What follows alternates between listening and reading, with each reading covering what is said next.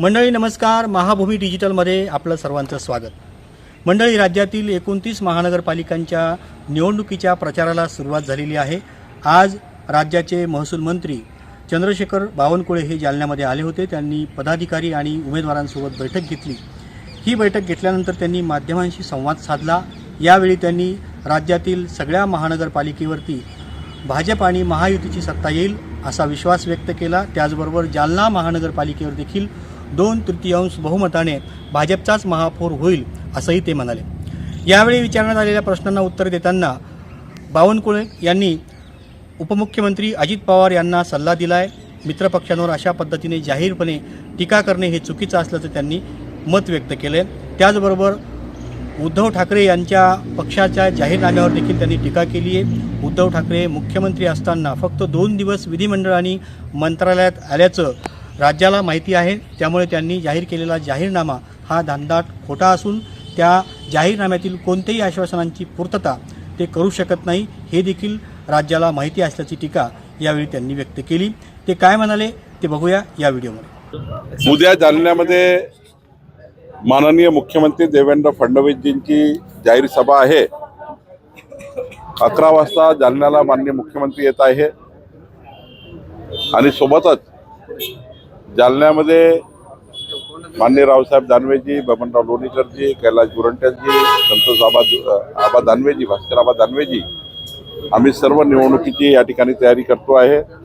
आणि मला विश्वास आहे की जालन्यामध्ये 2/3 बहुमताने प्रचंड मतदारांनी आमचं महापौर जालन्यामध्ये येईल आणि तशी तयारीची नियोजन आम्ही आज केलेलं आहे.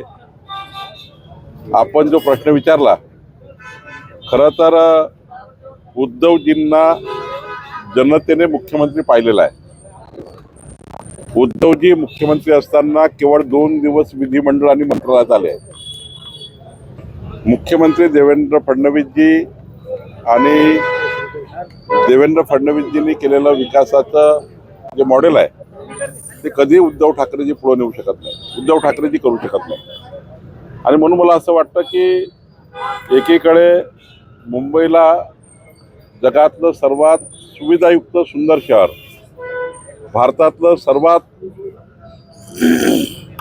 विकसित शहर आणि मुंबईचा विकसित 2047चं मॅप विजन जे देवेंद्रजींनी केलं आहे. आणि देवेंद्रजी आणि आमची महायुती एकनाथ शिंदेजी सर्वांवर मुंबईचा विश्वास आहे. त्यामुळं उद्धव ठाकरेजींचं जे काही कार्यकाळ राहिला त्या कार्यकाळाचा अभ्यास केला तर कुठलाही मुंबईकर त्यांच्यावर विश्वास ठेवणार नाही. किती खोटारड्या घोषणा केल्या तरी खोटारड्या घोषणा आहेत हे लोकांना माहिती आहे. त्यामुळं मला असं वाटतं उद्धव ठाकरेजींनी केलेला जाहीरनामा किंवा त्यांनी दिलेलं आश्वासनं हे आश्वासनं फेक आहेत, काहीच पूर्ण करणार नाही. आणि तसं मोफत वगैरे वीज द्यायचा अधिकार हा महानगरपालिकेचा नाही. खोटारड्यात आश्वासन त्या ठिकाणी दिले गेले आहेत. कधीच पाडू शकत नाही असे आश्वासन दिले गेले आहे.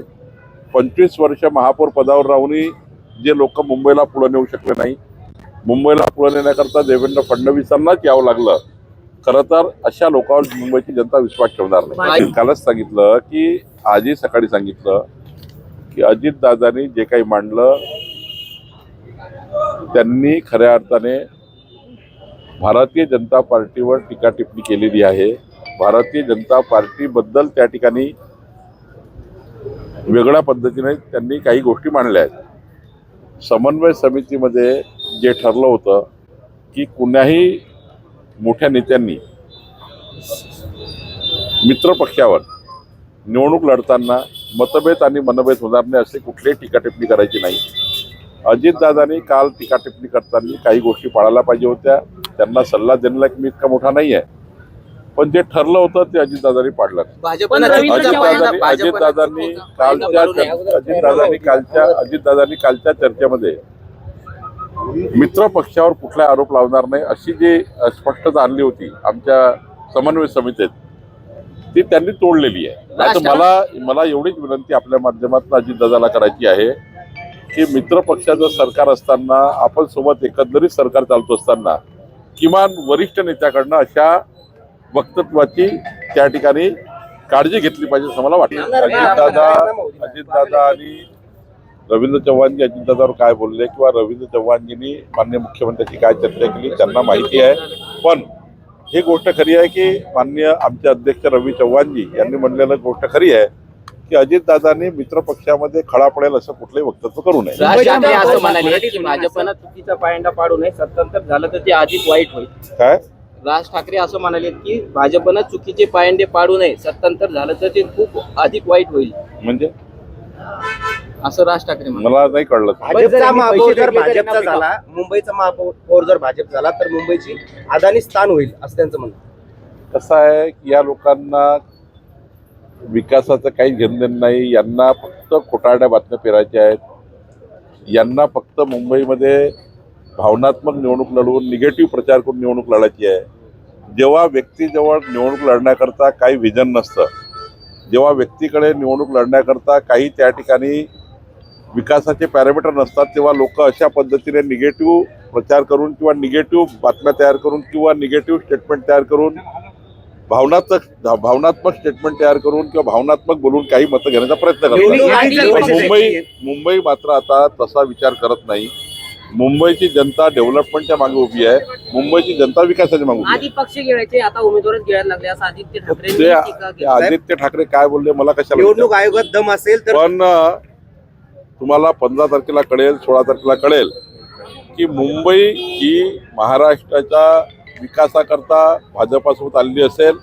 भाजपा महायुतीचाच महापौर होईल आणि महाराष्ट्रात सुद्धा 29 महानगरपालिकेमध्ये जालन्यामध्ये सुद्धा भारतीय जनता पार्टी आणि महायुतीचाच त्या ठिकाणी आमचा महापौर होईल. मला असं वाटतं की जनता ही भाजपच्या बाजूने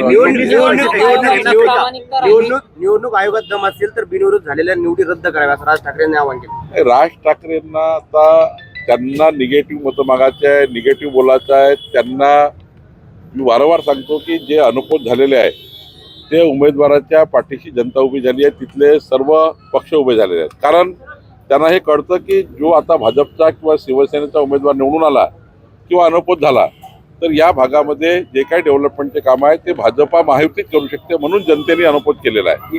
म्हणून त्या ठिकाणी ते अनुभव झालेले आहे.